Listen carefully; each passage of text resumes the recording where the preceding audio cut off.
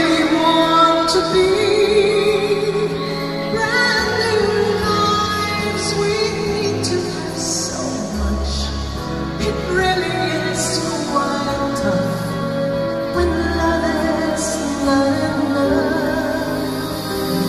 Tell me, why did we find each other? Only to part ways in the end. Tell me how we learn to love each other, and tell me why two people have to change. Was it pride that made us drift away? Hurting words we should not even say.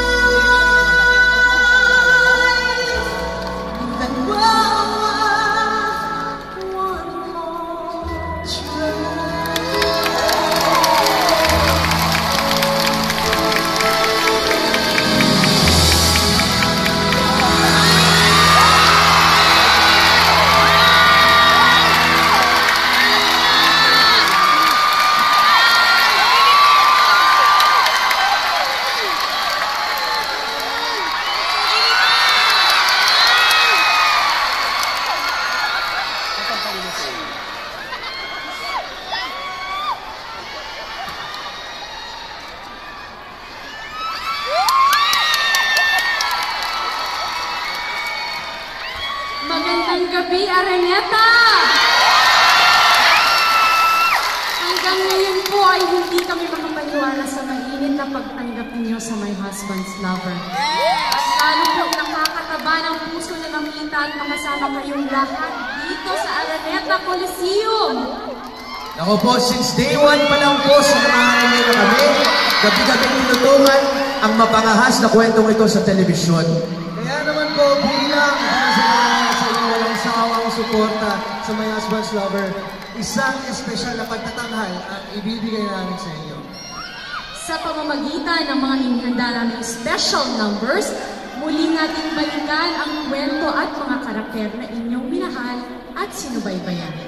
Ngayong gabi, ipaparamdam sa inyo ni Lali kung gaano niya kamahal si Vincent at ano ang kaya niya gawin para ipaglaban ang kanilang pagsasama.